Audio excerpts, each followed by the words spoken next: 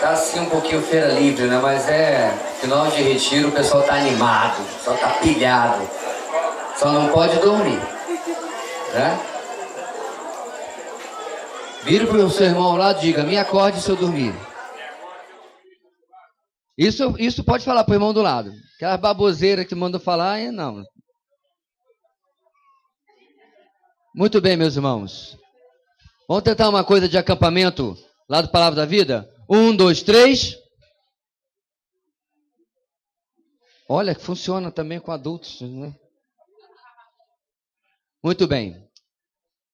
Bem, como os irmãos sabem, nós estamos nessa série, nosso retiro, nas 7 cartas de Apocalipse, capítulo 2 e 3, cartas que o Senhor Jesus enviou a essas igrejas, trazendo recomendações, elogios, mas também repreensões.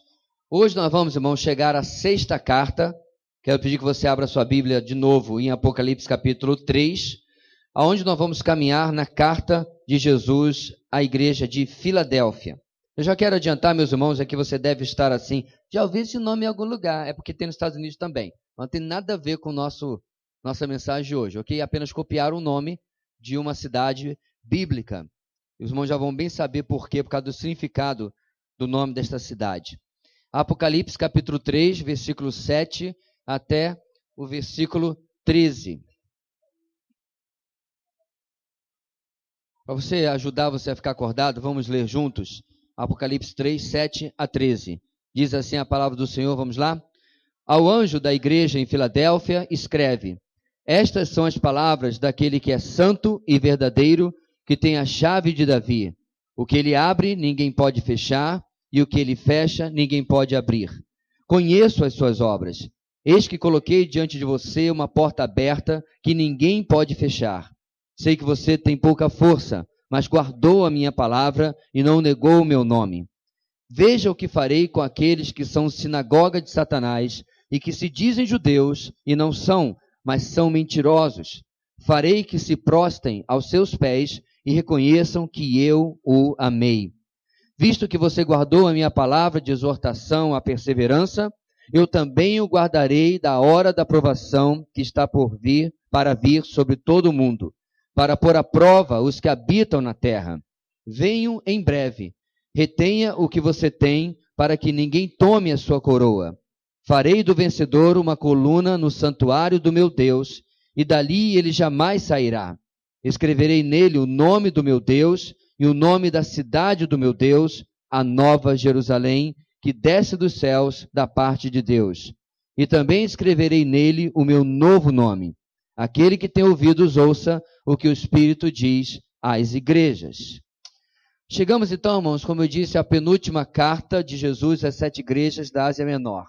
Filadélfia segue aquela rota geográfica e ficava a 42 quilômetros, sempre fizemos a subida para o norte, né, até Pérgamo, depois sempre para a direita, para sudeste e descendo um pouco, e aí nós temos esta cidade a 42 quilômetros a sudeste de Sardes, cidade que leva o nome de um antigo rei da outra cidade de Pérgamo.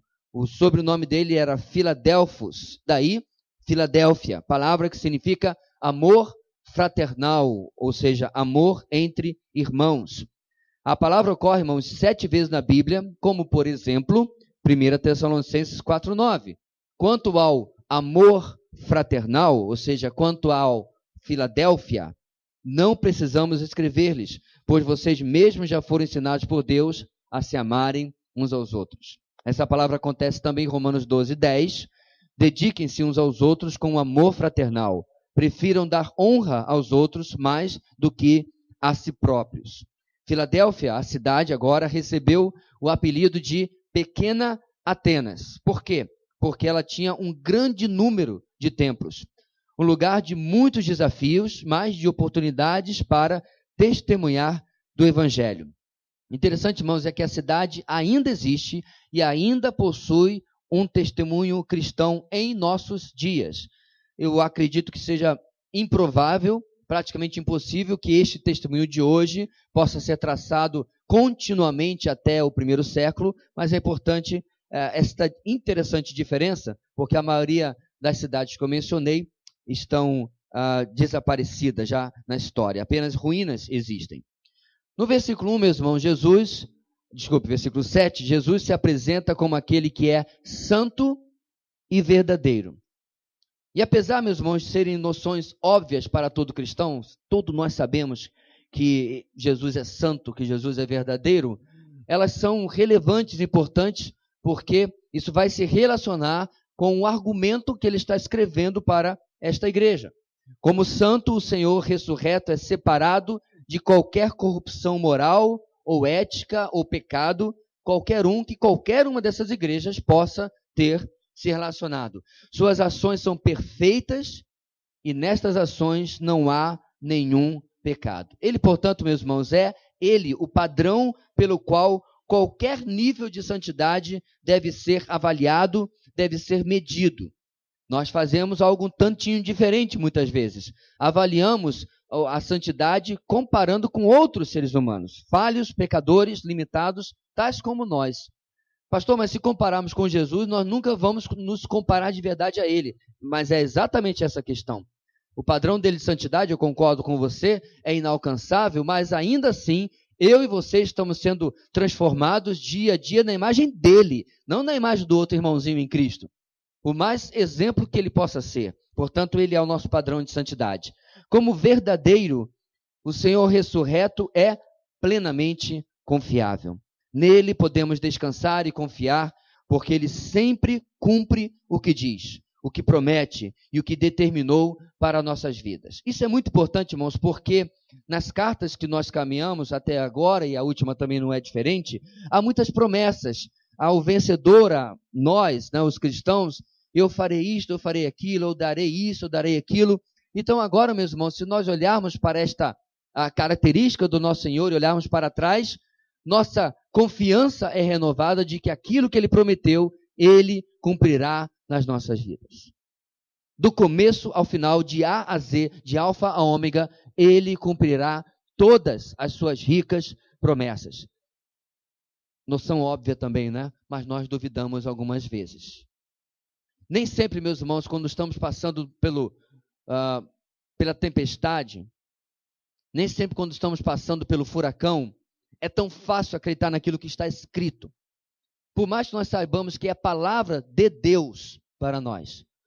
Então, meus irmãos, de novo, os atributos do nosso Deus, para que eles servem? Para sempre nos relembrar que o Deus que é santo, que é verdadeiro, dois que estão aqui, o Deus que não pode mentir, o Deus que é tudo aquilo que o nosso Deus é, soberano. São as credenciais que confirmam que quando Ele diz alguma coisa, Ele cumprirá. É por isso que eu gosto tanto, irmãos, das profecias do Antigo Testamento, em especial aquelas que já se cumpriram até a vinda de Jesus e na igreja.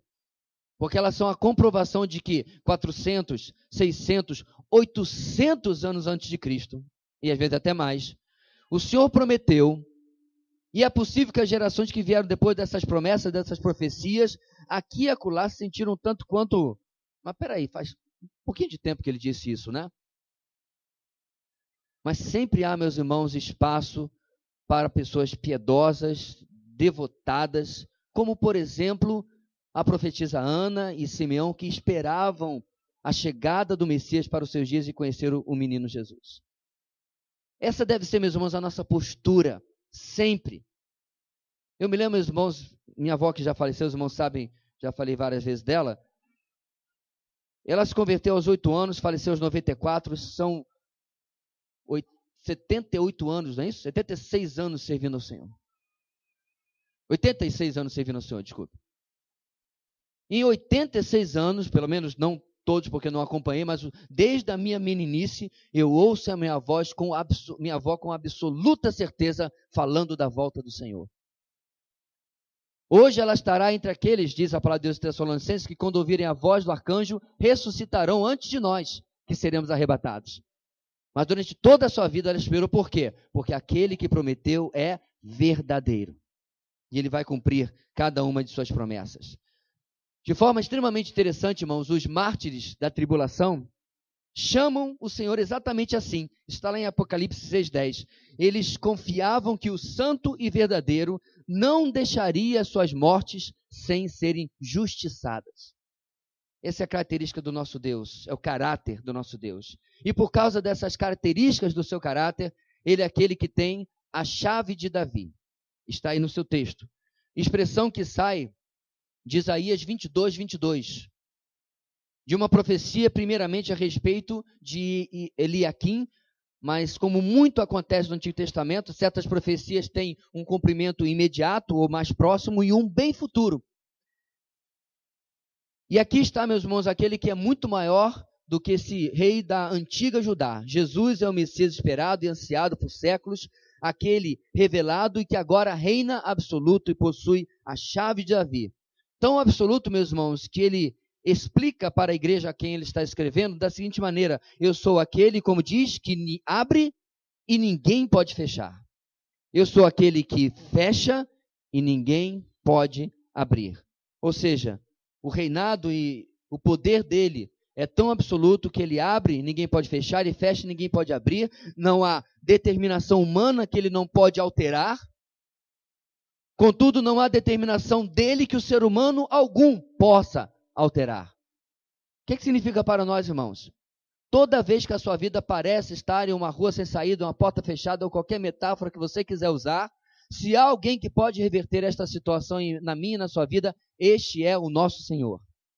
Por outro lado, meus irmãos, se o nosso Deus disse não, baixa a sua cabeça, segue o rumo e agradeça a Deus porque ele já determinou o que vai fazer naquela situação. Porque quando ele fecha, não há absolutamente nenhuma outra instância que você possa recorrer. Já está determinado pelo nosso Deus. No verso 8, meus irmãos, ele repete a já conhecida expressão, conheço as suas obras. Como das vezes anteriores, o Senhor se declara presente, participante da sua igreja e das suas igrejas locais. Essa expressão repetida tantas vezes, irmãos, que inclusive vai aparecer na última carta também, não pode de maneira nenhuma ser esquecida por nós. Ela é muito importante, irmãos. Significa, queridos, como está lá no capítulo 1, que o Senhor andava no meio dos candelabros, que ele anda no meio das suas igrejas. Ele não está distante, ele não está ausente, muito pelo contrário. Nós não temos em absoluto uma presidência ou uma regência que está fazendo aqui aquilo que ele não pode porque não está presente. O Senhor participa da administração, da liderança, da gerência da sua igreja. Ele é o Emanuel, o Deus conosco. Não apenas na sua encarnação, mas ainda hoje ele tem prometido, texto de Mateus 28, que você conhece tão bem, e eis que estarei com vocês todos os dias até a consumação dos séculos. De novo, irmãos, é olhar para a palavra e dizer, aquele que é verdadeiro vai cumprir isto que está aqui. O Senhor está passeando em meio à sua igreja neste retiro. O Senhor está passeando em meio à sua igreja nos seus afazeres. Ele está o tempo todo ao nosso lado. Nos momentos de alegria, nos momentos de tristeza, de aflição, Ele está ao nosso lado. Para as igrejas da Ásia Menor, e para nós hoje também, irmãos, a presença constante de Cristo também significa que Ele testemunhará tanto as nossas vitórias e acertos, quanto os nossos erros e pecados. Por que isso é importante? Porque Ele será aquele que vai endossar e às vezes até dar uma corrigida nas nossas vitórias, se forem um tanto quanto incompletas ou imperfeitas. Mas também, Ele será aquele que vai nos chamar ao lado e vai dizer, conheço as tuas obras e não está muito bonito não. Você precisa mudar algumas coisas, como nós vimos em diversas das igrejas aqui. Conheço as tuas obras para o bem e para o mal, e eu estou participando da vida da minha igreja. E essa participação íntima, próxima do Senhor, fica comprovada na notícia que ele dá à igreja de Filadélfia. Qual notícia? Que ele já havia providenciado uma porta aberta que ninguém pode fechar. Isto é, o que significa isso? Uma oportunidade de ministério, uma oportunidade de testemunhar do Evangelho. Isso fica claro, meus irmãos, no uso repetitivo dessa mesma expressão por outros lugares do Novo Testamento. O apóstolo Paulo, por exemplo, diz que porta aberta é a oportunidade para o Evangelho em 1 Coríntios 16, 8 e 9. Deixe-me ler. mas permanecerei em Éfeso, a mesma lá da primeira carta, até o Pentecoste, porque se abriu para mim uma porta ampla e promissora, e há muitos adversários. É interessante aqui, meus irmãos, que a descrição de Paulo de uma porta ampla e aberta, mas com adversários, casa como uma luva para a situação que o Senhor vai passar para a igreja de Filadélfia. Mas Paulo também menciona isso, irmãos, na segunda carta aos Coríntios 2,12. Quando cheguei a Troade para pregar o evangelho de Cristo e vi que o Senhor me havia aberto uma porta, e o texto continua com outros assuntos. Ou seja, Paulo guiava o seu ministério pelas portas que o Senhor abre ou abria para que ele pudesse exercer o trabalho da pregação do evangelho. Isso me trouxe, meus irmãos, um questionamento a mim e eu quero trazer a você. Você já orou, Senhor? Senhor, abre uma porta para que eu possa falar do evangelho? Neste ano, irmãos, repetindo, onde estamos dando uma especial ênfase, porque esta é a ênfase de todos os dias, de todos os anos, de toda a vida de todo cristão, mas que estamos dando uma especial ênfase no evangelismo, na proclamação do evangelho, em especial em você desafiar a si mesmo de alcançar alguém ou alguém durante este ano para o Senhor. Essa não é uma ótima oração? Tanto é que eu gostaria que nós interrompêssemos esta mensagem agora e orássemos. Orássemos pedindo a Deus que no nosso trabalho, na nossa faculdade, na nossa escola, na nossa vizinhança e família, Deus não apenas abrisse, meus irmãos, uma porta, mas desse-nos a nós o espírito de ousadia, como ele diz para Timóteo, de entrar por esta porta. Porque não basta a porta ficar abrindo e eu fico, mas eu não sei pregar, eu não sei isso, eu não sei aquilo. É necessário que eu tenha a ousadia de obedecer ao Senhor e entrar por ela. Vamos orar? Deus querido, temos, ó Deus, desafiado a nós mesmos, a tua igreja, a obedecermos ao teu mandato. O mandato do Deus que está em missão, para proclamarmos o teu evangelho aonde quer que estejamos. Ó Deus, à luz da experiência do que o Senhor presenteou a esta igreja e ao teu servo Paulo, e com certeza vem fazendo durante todos esses séculos, já fizeste em nossas vidas, nós pedimos, ó Deus, humildemente, abre portas para a pregação do evangelho, nos ambientes, nos lugares onde nós frequentamos. Dá-nos, ó Deus, aquela oportunidade, a qual será para nós inegável de que está ali, de sermos, ó Deus, proclamadores da salvação em Cristo Jesus, de proclamarmos a mensagem de arrependimento, fé e salvação àqueles que estão ao nosso redor, sem Deus e sem salvação. Ouve a tua igreja, ó Deus, nesta oração. Começa a agir já agora no nosso retorno para estes ambientes. Dá-nos sensibilidade, discernimento para enxergar as oportunidades e, finalmente, a coragem sobrenatural, a ousadia sobrenatural, de mesmo dentro da nossa limitação, pouco importa, sermos proclamadores da salvação em Cristo. É o que nós oramos em nome de Jesus. Amém. Diante dessa oportunidade de ministério, irmãos, o Senhor ressurreto agora se preocupa com talvez o impacto que a realidade desta igreja poderia ter diante desse desafio. Onde está isso? Quando ele diz, sei que você tem pouca força. Jesus abriu uma oportunidade, mas logo depois volta para a situação da igreja. E diz, sei que você tem pouca força. O Senhor reconhece que eles possuíam limitações. Eu sei. Todos nós possuímos limitações. Uns não falam bem, outros não se expressam bem, outros não têm lá tanto conhecimento ainda, outros acham que não têm ainda tanto conhecimento. Temos nossas limitações. Temos dificuldade de como engrenar uma conversa sobre o evangelho. Engrenamos conversa sobre qualquer coisa no mundo. Mas temos essa dificuldade. Temos nossas limitações, mas eu acredito, irmãos, que além dessas limitações naturais da nossa humanidade, até da nossa pecaminosidade, provavelmente aqui se referia à limitação do tamanho desta igreja. A limitação talvez do número de cristãos maduros o suficiente para ensinar aos demais e até mesmo limitação da condição social deles. Porém, isso pouco importa para o Senhor. Eles haviam feito o principal, diz o texto na continuidade. Haviam guardado a palavra de perseverança que o Senhor tinha dado a eles. E não haviam negado o nome do Senhor, diz o texto. Então, meus irmãos, o Cristo ressurreto não espera da sua igreja força ou resultados. Preste bem atenção nisso. O que o Senhor espera de nós não é que sejamos fortes e nem que apresentemos resultados. O que Ele espera de nós é fidelidade. Isso é muito diferente. O resto é com Ele. É ser fiel que Ele vai fazer aquilo que Ele e só Ele pode fazer. Mas, meus irmãos, da onde viria então a capacitação para essa obra? Se Deus não quer de mim necessariamente que eu faça alguma coisa desta ou daquela maneira, ou que principalmente tenha um resultado, mas seja obediente e fiel, da onde vem a capacitação? Olha só, a obediência aos mandamentos produz a capacitação para os desafios da vida cristã e do ministério.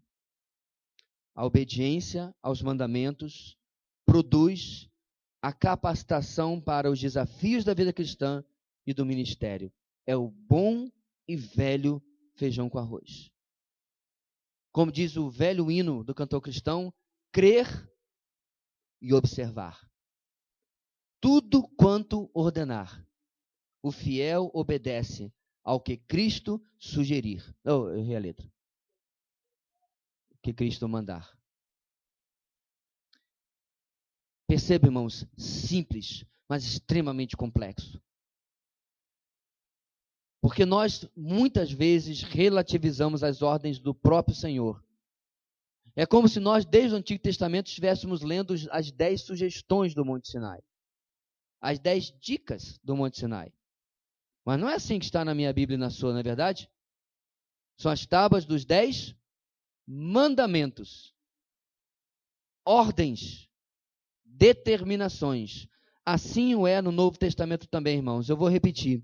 A obediência aos mandamentos produz a capacitação para os desafios da vida cristã e do ministério. Experimenta. Tudo que você ler a partir de agora, no seu devocional, em um bom livro cristão, ouvir uma música que tem um princípio espiritual, anota, determina, resoluta, resolve de eu vou fazer isso, isso, isso. Uma coisa mensurável. Que você possa dizer eu fiz ou não fiz. Não serve, eu vou ser um crente melhor, tá? Isso é desculpinha para não fazer nada. Diante daquilo que a palavra ordenar, diga o que você vai fazer. Aí você começa a ver se a capacitação não aparece na sua vida. A capacitação vem, amados, desta obediência. No verso 9, depois de dizer dessa oportunidade, depois de dizer que iria os capacitar porque eles têm sido fiéis, agora o Senhor se preocupa com os adversários desta igreja. Além do seu tamanho e força reduzidos, esta igreja também possuía adversários entre os judeus, com uma dificuldade ou como uma dificuldade adicional. Estes dificultavam a vida social dos judeus cristãos, impedindo que participassem dos círculos como da sinagoga e outros círculos de judeus. Por quê? Eles eram cristãos, mas continuavam sendo judeus. E assim eles deviam participar dos círculos judaicos.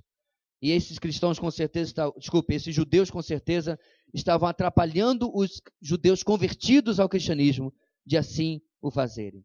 Também deviam estar denunciando as autoridades com falsas acusações a esses judeus convertidos. A estes que estavam assim procedendo, irmãos, o Senhor ressurreto não poupa, não alivia e os chama novamente de quê? Sinagoga de Satanás. E completa, que se dizem judeus e não são, mas são mentirosos. Aliás, o mesmo que ele fez na carta à igreja de Esmina. Eram judeus religiosos, sem verdadeira piedade e devoção. O único zelo que eles tinham era o zelo religioso que os fazia perseguir aos cristãos. Contudo, o dia virá onde todos os inimigos reconhecerão que Cristo é o Senhor. Filipenses 2, 10 e 11 nos fala sobre isso. Todos os joelhos se dobrará. Mas é interessante, meus irmãos, que o Senhor ainda garante especificamente a esta igreja, naquele contexto, que os seus inimigos iriam estar prostrados aos seus pés e iriam reconhecer o amor de Cristo por esta igreja. Isso é muito marcante, meus irmãos, porque quem é Cristo, que significa a palavra? Messias. Esses judeus falsos, mentirosos, religiosos, um dia reconheceriam que o Messias a quem eles negaram era o Messias de verdade e ele estava amando a esses judeus que se converteram. Esta era, meus irmãos, o grande troco que o Senhor ia dar a esses perseguidores. No verso 10, ele volta novamente a falar da maneira como esses cristãos desta igreja estavam perseverando. Porque mesmo com essas dificuldades, a igreja não tinha razão de desânimo. Por quê? Primeiro, o Senhor havia aberto uma porta e ninguém podia fechá-la. Que privilégio as garantias que o Senhor dá à nossa vida e dá ao nosso ministério. Ele mesmo tem feito isso.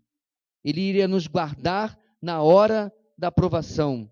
Iria dar a eles, meus irmãos, a condição de perseverar mesmo diante disso. E por causa dessa perseverança em guardar a palavra, essa igreja seria tão guardada da grande provação, diz o texto, que brevemente viria sobre o mundo. Algo interessante, meus irmãos, é que no original, tanto quanto no português, Jesus realmente usa a mesma palavra, guardar. O texto diz, você guardou a minha palavra de exortação à perseverança. Eu também o guardarei da hora da provação que está para vir sobre o mundo. É a mesma palavra. Vocês guardaram, vocês retiveram a minha palavra, vocês protegeram, valorizaram a minha palavra. Eu vou guardar, valorizar, proteger vocês também. Eu vou ter vocês sob a minha custódia. Um lindo jogo de palavras, irmãos, em meio a uma preciosa promessa em que o Senhor está dizendo a esta igreja que ela seria preservada. Essa declaração do versículo 10, irmãos, possui um ensino implícito de que a igreja não passaria pela tribulação que está descrita, inclusive, no resto do livro de Apocalipse. Jesus toma o cuidado específico de dizer, presta atenção, que eles seriam guardados da hora da tribulação. A partícula, a palavra grega usada aqui, está muito bem traduzida. Eles seriam guardados, inclusive, você pode traduzir assim, para fora da hora da provação. Jesus não fala que eles seriam guardados na hora, muito menos durante a hora da provação, mas da hora da provação, apontando a remoção da igreja antes que as nações fossem julgadas pelo Senhor de toda a terra, como acontecerá nos juízos das trombetas, dos selos, dos cálices durante o resto deste livro, durante a tribulação. Apesar desses santos de Filadélfia, claro, já terem morrido, meus irmãos, é certo que isso se aplica a toda a igreja e aquela igreja que estiver viva até o dia da volta do Senhor. Por que isso é importante? Porque, novamente, meus irmãos, as promessas do Senhor, aquele que é verdadeiro, nos garantem que nós podemos descansar no seu cuidado, no seu carinho. Isso me impressiona, meus irmãos, porque em grande parte, e muitas vezes nós podemos dizer até mesmo na maior parte, nós em absoluto merecemos isso. Verdadeiramente, meus irmãos, o Senhor não nos trata segundo os nossos pecados. Ele não nos trata segundo a nossa frieza. Ele não nos trata segundo a nossa mornidão, muitas vezes. Ele faz promessas assim, mas o faz porque ele tem colocado sobre nós os méritos de Cristo e por causa desses méritos ele vai salvar, guardar, proteger a sua igreja, a mim e a você. O versículo 11 começa com uma promessa: venho em breve. Sempre preocupado com a fidelidade da sua igreja, logo em seguida o Senhor ressurreto traz esta promessa que depois leva a uma advertência. Primeira promessa, a promessa preciosa é sobre o seu breve retorno, algo que aponta mais para a iminência da volta de Cristo do que para um prazo da sua volta. Qual é a diferença?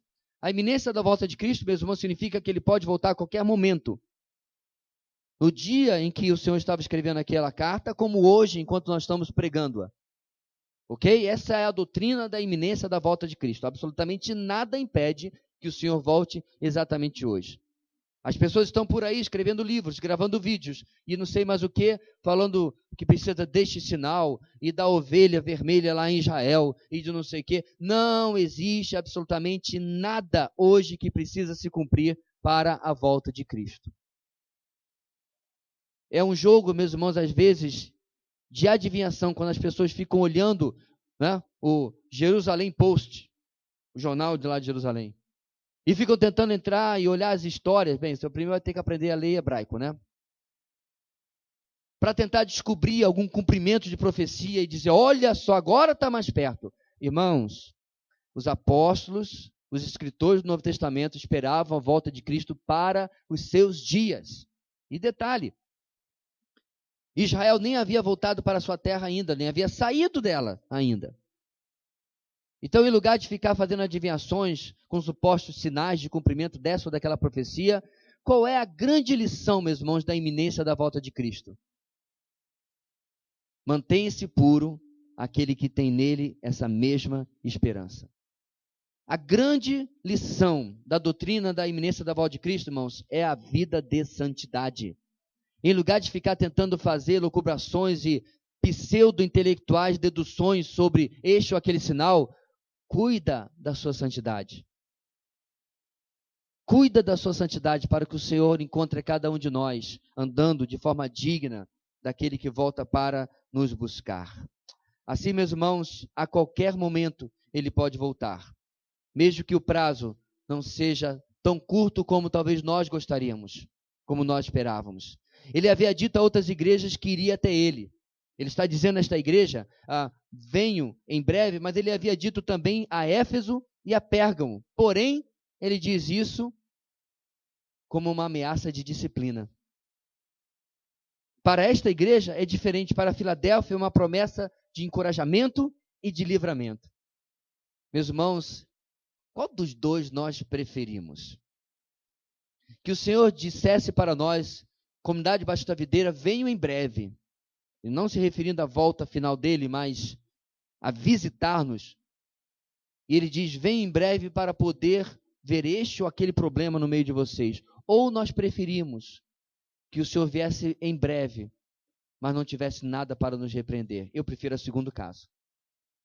1000 vezes o segundo caso. Eu prefiro o venho em breve de Filadélfia do que o venho em breve de Éfeso e de Pérgamo.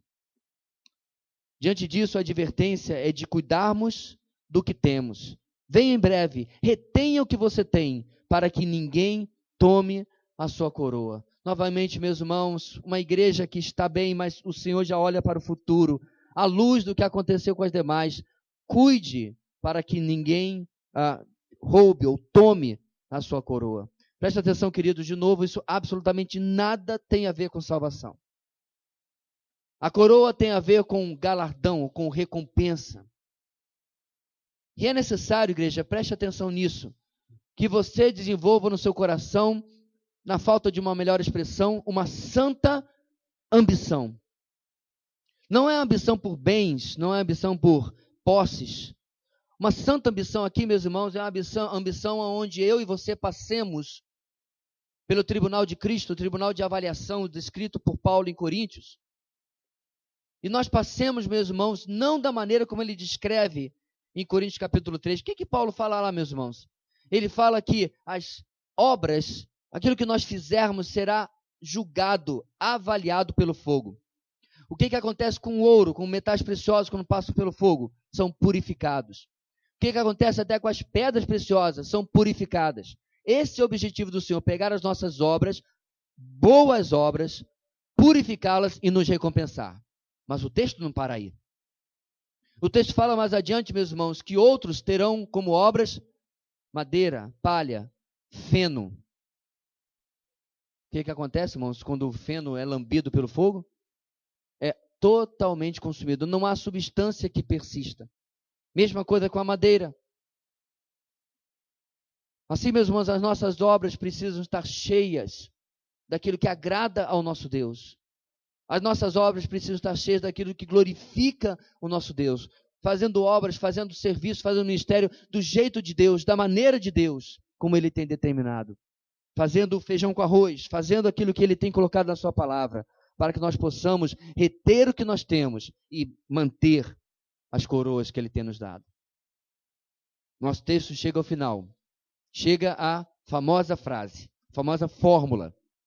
Nessa fórmula, irmãos, começa primeiro com a promessa de pertencermos para sempre a Ele e de estarmos para sempre com Ele. O texto diz: farei do vencedor uma coluna no santuário do meu Deus, e dali ele jamais sairá. Trata-se aqui, é claro, meus irmãos, de uma figura de linguagem, mas uma figura de linguagem poderosa. Uma coluna, ela é irremovível. Por exemplo, essa bendita dessa coluna aqui, eu não gosto dela, porque eu tenho que ficar que nem um pêndulo aqui para lá e para cá, e me lembra do nosso antigo salão, né? Há 7, 8 anos atrás. Porque tinha uma coluna, duas na verdade, que separavam 1/3 do salão para cá e 2/3 para lá. E eu ficava assim. Então Deus, neste texto, era para nós fazer exercício de coluna. Mas não dá para remover. Eu até consultei engenheiro. Não dá para aumentar essa viga, sei lá o que e tal. Ele falou, não, se eu tirar essa aqui, o prédio cai. Eu falei, então tá, né? Então deixa a coluna aí. Mas graças a Deus, Deus não deu um salão que não tem coluna. Mas aqui, meus irmãos, significa que o Senhor está dizendo, eu vou lhe colocar no lugar que ninguém vai tirar, lá na eternidade. Eu vou lhe colocar ali da mesma forma que uma coluna é necessária para sustentar vigas e o telhado. A segurança que o Senhor nos dá, pela sua graça, de nos colocar em um lugar onde absolutamente jamais alguém poderá nos remover. Isso responde à sua pergunta, talvez você tivesse, sobre a eternidade da vida que o Senhor tem nos prometido. É eterna mesmo? É.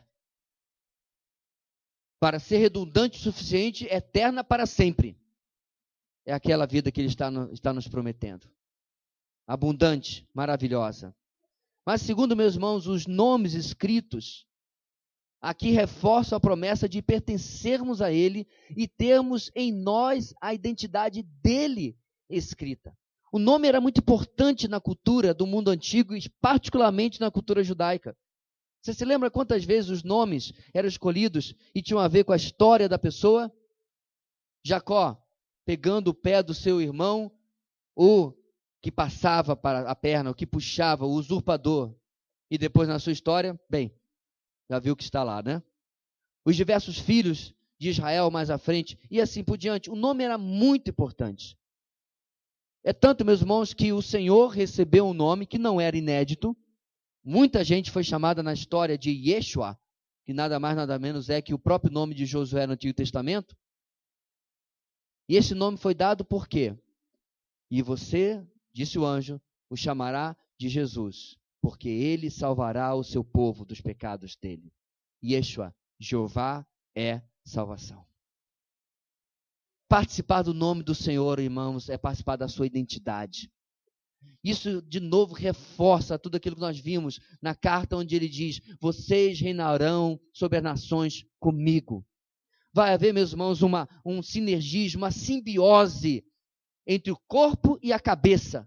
Uma simbiose perfeita, que nos permitirá viver de maneira justa, santa, como nós, em absoluto, conseguimos hoje. Mas lá nos será possível. E diante disso tudo, irmãos, diante da carta à igreja da cidade do amor fraternal, a carta termina do mesmo jeito. Qual é a nossa reação? Você tem ouvido o que o Espírito lhe tem falado nesses dias? Ainda mais você tem atendido, esse é o significado do ouvido, o que o Espírito tem lhe falado nesses dias. Eu sei, irmãos, nós estamos com os nossos sentidos muito ativados, né, por muitas coisas, muitas conversas novas, muitas amizades. Estamos na mesma igreja, não conhecíamos aquele irmão, acabei de conhecer o irmão Sinfrônio, que bênção, vai ser meu novo melhor amigo, está ótimo, isso é bom. Então você está, né, com o seu HD recebendo, a luzinha do HD não para, são muitas coisas, são muitas emoções. Não obstante, é importante, irmãos, que nós foquemos a nossa atenção no que o Espírito tem nos falado nesses dias. Eu não recebi nenhuma iluminação especial, o céu não se abriu, eu não ouvi nenhuma voz para escolher esta exposição de uma relação de outras 3.